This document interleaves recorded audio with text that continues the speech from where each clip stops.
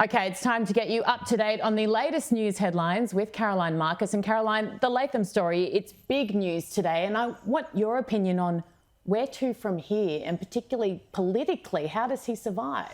Well, it's very difficult to see how he's going to continue to have an association with Pauline Hanson's One Nation, given she's made it clear today that she's tried to reach out to him, tried to demand that he apologise, and he hasn't even got back to her. He's not picking up her calls. He's not texting her.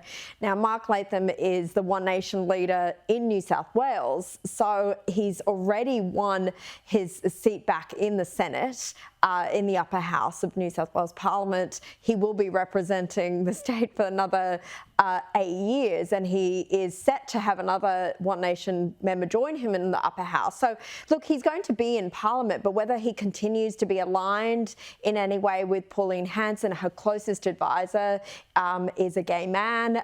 She says she was horrified by this. Well, that remains to be seen.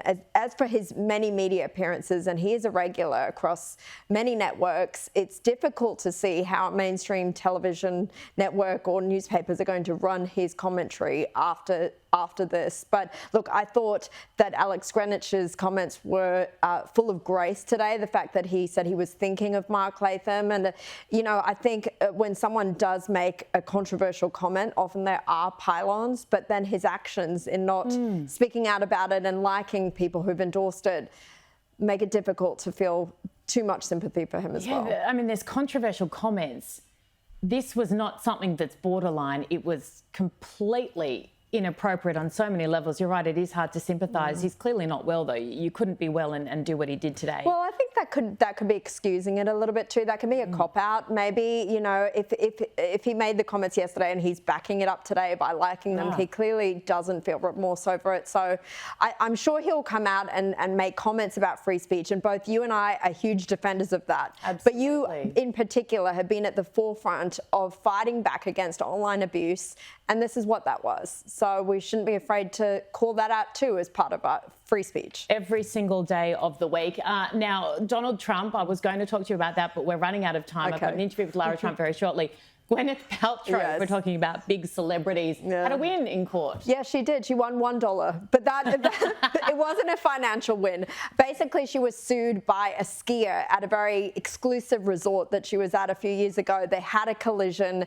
He said he was left with broken bones and brain damage, and he blamed her for running into him. She said, no, it was your fault. You ran into me, and she countersued for $1. And today a jury found that she was 0% at fault, awarded her the $1, which isn't going to help much to go to the cost of those designer court outfits she's been flaunting all week. But, you know, Gwyneth Paltrow, obviously big A-lister, famous for coming up with the term conscious uncoupling. Maybe this was a conscious colliding incident to the ski resort. That was the most ridiculous thing at the time, but it seems to have worked fairly well for them so far. And I think I've been somewhat inspired by her outfits this week. Now, we do have time for Donald Trump, it turns out, because Anne Ruston is a tiny little bit late. Thanks, Let me ask your opinion. Yes, thank you for giving Caroline more time. Your opinion on Donald Trump and where it goes to from here, essentially. Well, look, he's expected to be arrested next week. So where it goes to is, will there be a perp walk, as they call it in the US, where he's paraded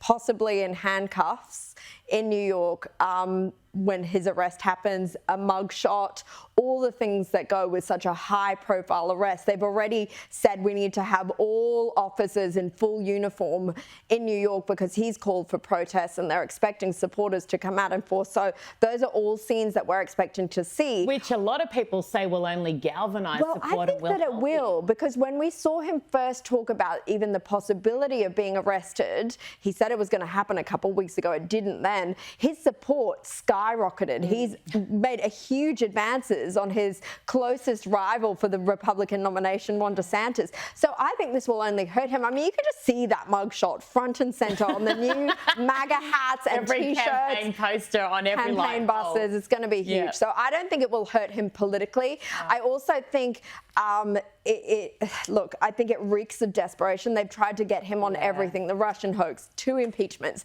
Now something about paying off a porn star. Documents. I mean, it's grubby, but really it is so political, isn't it? It is. You can't help it. It's very different over there, and the district attorney is backed by the Democrats and elected by them. He's made it clear from the beginning he wants to get Trump. But on the other hand, he doesn't want to fight serious crimes, and their conviction rate for actual criminal, like hard, violent crime has gone down significantly since he took charge. Well, I talked to Lara about this in just a moment, but a 30% increase in crime in New York in serious offences, and this is the focus. I mean, come on. Yeah. Caroline Marcus, brilliant as always. Always a pleasure. Thank you so much.